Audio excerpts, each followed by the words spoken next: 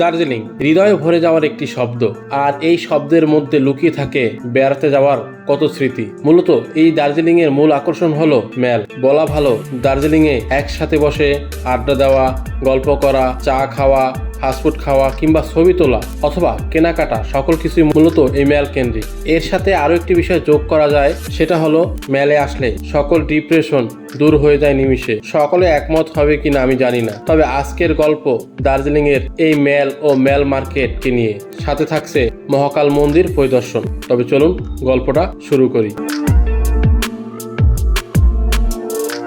সম্পূর্ণ রেডি হয়ে নিলাম, তো এখন যাচ্ছি মেল মার্কেটে।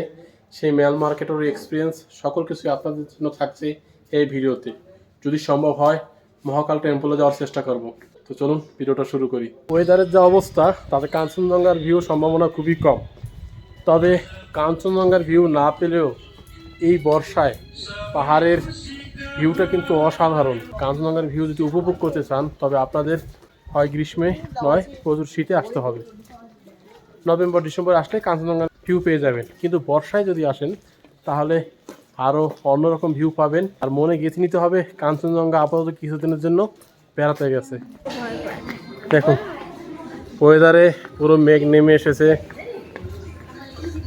দার্জিলিংয়ে।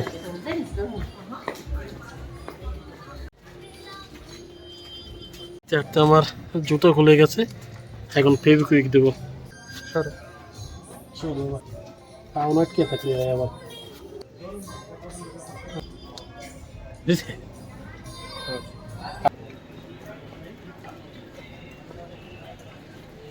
এই হলো মেঘের অবস্থা, আর আমাদের শুরু হয়ে গেল মেল মার্কেটের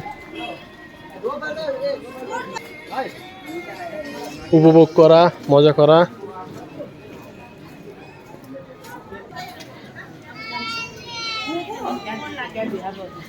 এটা হলো ডক্টর জাকির হোসেন রোড। মেল মার্কেটে প্রচুর দোকানপাট রয়েছে, বিভিন্ন ধরনের জামা কাপড় থেকে শুরু করে মেডিসিনের দোকানও পেয়ে যাবেন। এই হলো আস্তাবল।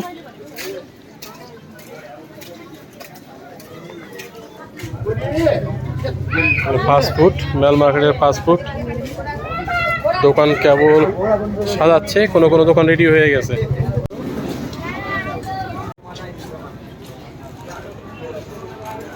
মেল মার্কেট পুরো মেঘে ঢেকে গেছে।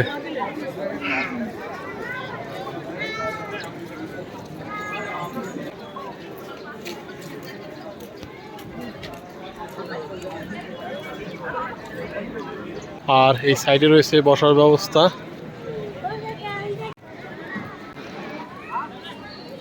ভানুভক্তের মেল মার্কেটটা কিছু ঘুরলাম, আর একটু পরে ঘুরবো। এখন মহাকাল টেম্পলে যাওয়ার চিন্তাধারা আছে, এখন সেই দিকে আস্তে আস্তে পা বাড়ালাম। এখানে রয়েছে সেলফি তোলার একটি অন্যতম প্লেস, আর বসে এই জায়গায় কিন্তু সময় কাটানোর একটি বেস্ট প্লেসও বলা যায়। আর এদিকে রয়েছে নিউ মহাকাল মার্কেট, এদিক দিয়ে মূলত যেতে হবে মহাকাল মন্দিরে।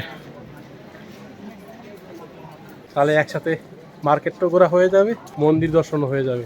প্রবেশ করলাম মহাকাল মার্কেটে। মার্কেটে ঢুকতেই দেখি এখানে গরম পোশাকের দোকানের পরিমাণগুলো অনেক বেশি আর কি।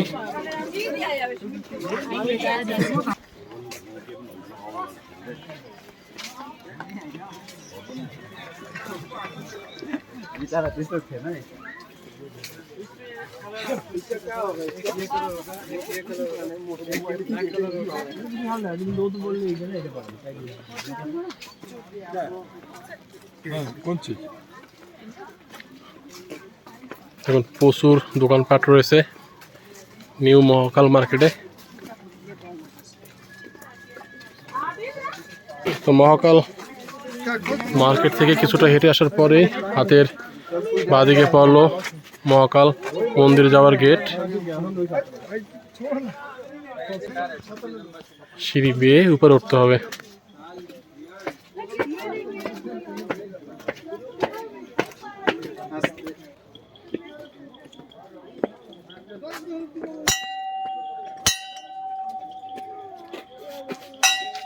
এই অংশ রয়েছে কিছু মহাকাল মার্কেট, আর আমরা এই নিচ থেকে চলে আসলাম। এবার কিছুটা পথ হেঁটে উপরে উঠতে হবে আর কি।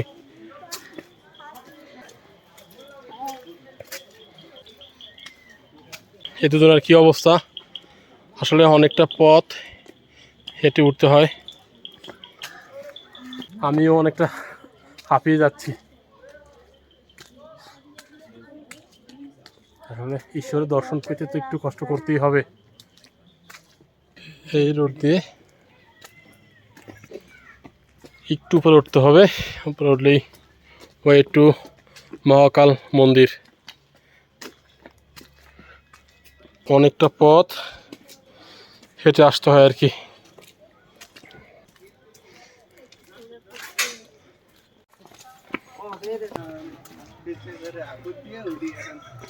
দুজনের অবস্থা পুরো হাঁপিয়ে গেছে। আর একটুখানি, এই তো চলে আসছি মহাকাল মন্দিরে। বেশ বড় বড় কিছু পাইন গাছ রয়েছে মন্দিরের প্রবেশের পথে।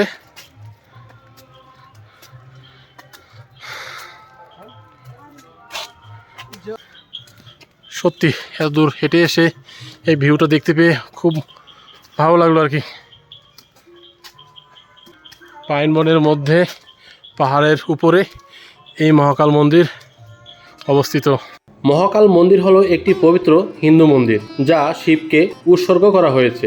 মন্দিরটি 1782 সালে লামা দর্জে রিনজিং দ্বারা নির্মিত হয়েছিল এবং অবজারভেটরি পাহাড়ের উপর অবস্থিত। এটি হিন্দু ও বৌদ্ধ ধর্মের সংমিশ্রণ। এটি এমন একটি ধর্মীয় স্থান যেখানে উভয় ধর্মই সহাবস্থান করে। মন্দিরের প্রবেশের ক্ষেত্রে এখানে জুতা রেখে তারপরে এই মূল মন্দিরে প্রবেশ করতে হবে। তো এখানে জুতা খুলে তারপর এখন মূল মন্দিরে প্রবেশ করব। আর মন্দিরটা কিন্তু খুব সাজানো গোছানো, আর এই মন্দিরে কোনো প্রবেশ মূল্য নেই।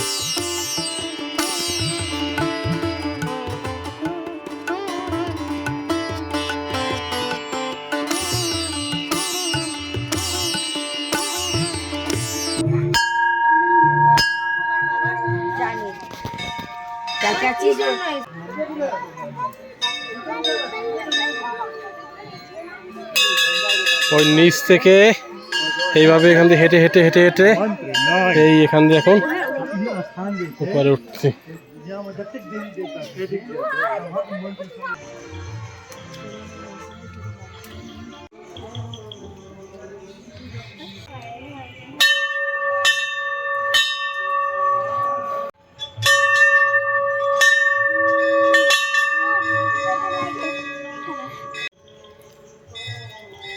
মন্দিরে আসতেই যে মন্দিরটি রয়েছে কালীমার মন্দির আর কি, এখানে কালীমার বিগ্রহ রয়েছে।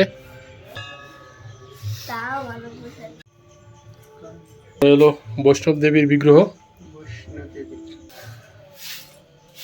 বৈষ্ণব দেবীর প্রণাম সেরে কপালে ফোঁটা নিয়ে নিলাম। বসার ব্যবস্থা রয়েছে এখানে।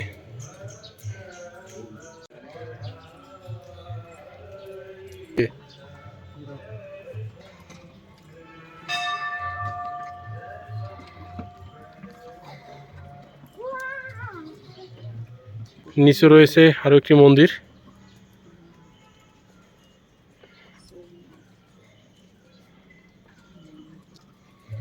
রয়েছে একটি শিবলিঙ্গ।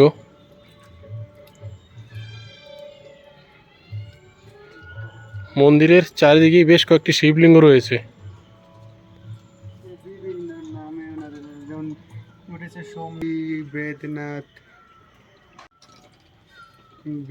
মন্দিরের চারিদিক দিয়ে রয়েছে অনেক শিবলিঙ্গ, বিভিন্ন জায়গার ভারতবর্ষের বিভিন্ন প্রান্তে যে শিবলিঙ্গ রয়েছে এখানে তুলে ধরা হয়েছে। সারা ভারতবর্ষে ঘুরে ঘুরে শিবলিঙ্গ দর্শন করা সবার পক্ষে সম্ভব না, কিন্তু এই মহাকাল টেম্পলে আসলে অনেক শিবলিঙ্গ আপনারা দর্শন করতে পারবেন।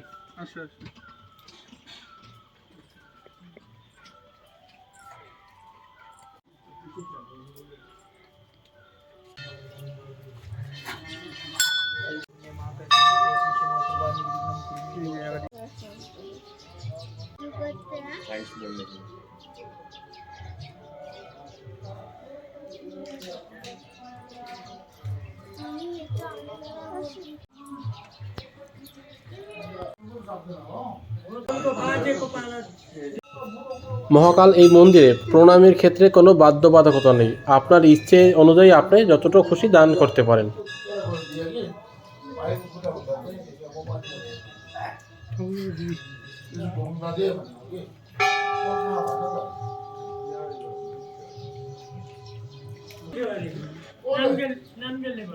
এখানে এসে ফোঁটা পড়ার সৌভাগ্য হলো, তার সাথে প্রসাদ গ্রহণের সৌভাগ্য হলো। সত্যি আমি অনেকটা ধন্য, সবই মহাদেবের কৃপা।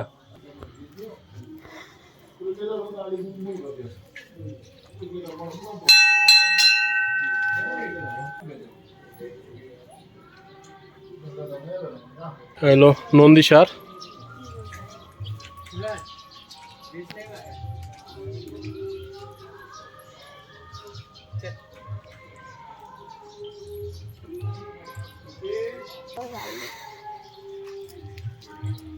মহাকাল টেম্পল আমাদের সম্পূর্ণ ঘোরা কমপ্লিট। বেশ ভালো লাগলো। মেল মার্কেটের পাশেই এই মহাকাল টেম্পল। যদি আপনাদের হাতে কিছুটা সময় থাকে অন্তত এখানে আসেন, ভালো লাগবে। একটি শান্তির অন্যতম প্লেস বলা যায় এই মহাকাল মন্দির। এখন বেরিয়ে যাচ্ছি, আর এখানে বিভিন্ন দেবদেবীর বিগ্রহ রয়েছে।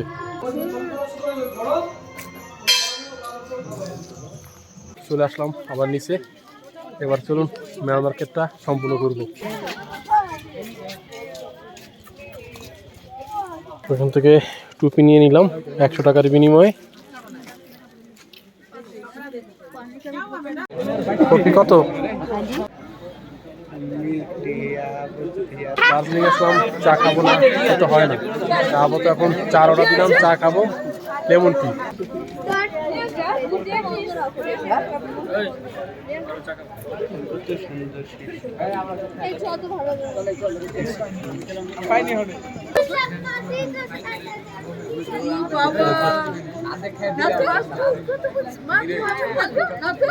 আজ 25শে জুন 2024, মেলের সর্বশেষ পরিস্থিতি এবং অবস্থা মেঘে পুরো ঢাকা।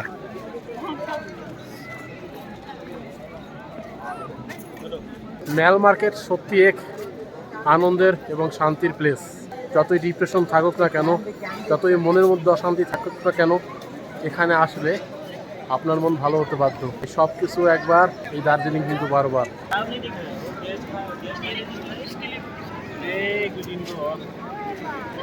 প্রচুর টুরিস্টের সমাগম এই মেলে। আর এদিকটা রয়েছে মেল মার্কেট।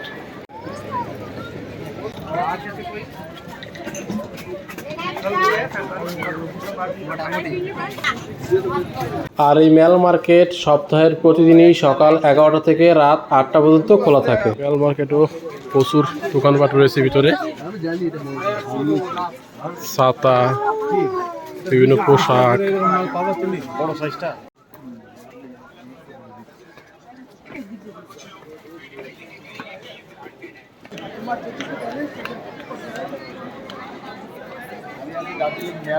এখানে রয়েছে SBI ATM মেশিন, কারো ক্যাশের প্রয়োজন হলে এখান থেকে তুলে নিতে পারেন।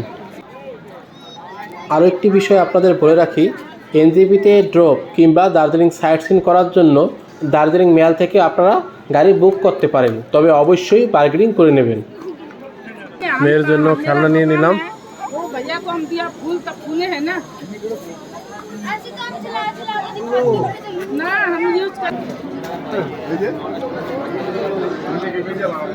তবে আমার কাছে মনে হচ্ছে আমাদের কলকাতা থেকে সব জিনিসের দাম এই জায়গার প্রত্যেকটা জিনিসের দাম বেশি। আপনারা একমত হবেন কিনা জানি না, অবশ্যই কমেন্ট করে জানাবেন। এদিকে রয়েছে খাবারের স্টল প্রচুর।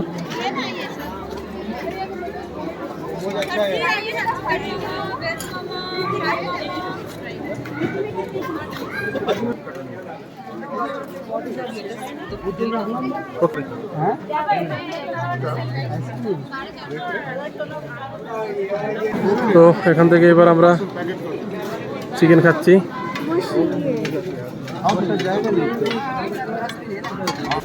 এত লোকজন দেখে মনে হচ্ছে পুজো দেখতে আসছি লাইন দিয়ে। দেখুন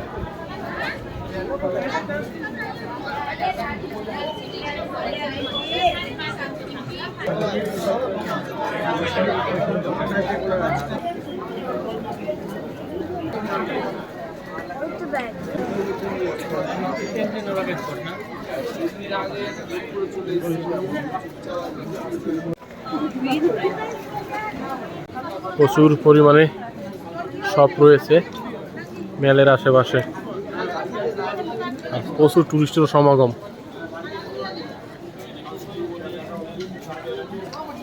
ঘড়ির কাঁটায় 7:50 এখনো মেল মার্কেটে দেখুন।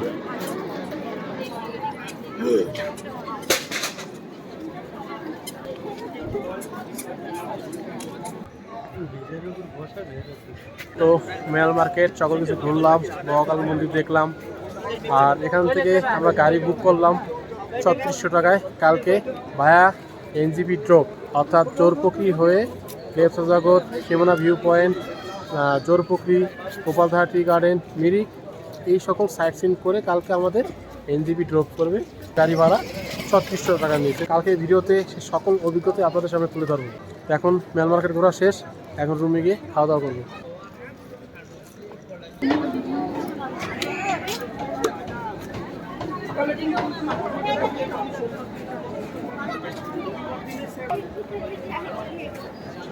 এদিকের খাবার দোকানগুলোতে বেশ ভিড় এখনো।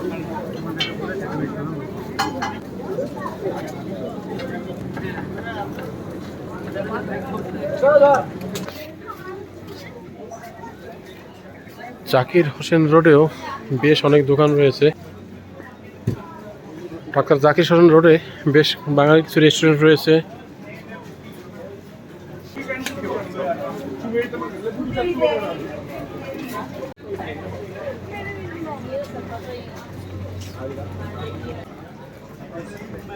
এখানে রয়েছে তাজ বেকারি।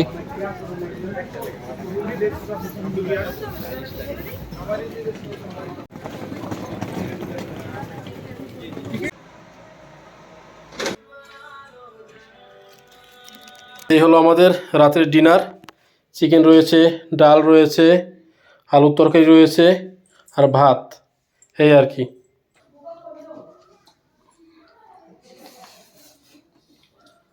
মেল মার্কেট ঘুরলাম, দেখলাম, মহাকাল টেম্পলও ঘুরলাম। তো রাতের ডিনার সকল অভিজ্ঞতা আপনাদের সাথে শেয়ার করেছি। তো ভিডিওটি এই পর্যন্তই। ভালো থাকবেন, সুস্থ থাকবেন। দেখা হচ্ছে পরবর্তী নতুন গল্প নিয়ে। শুভরাত্রি।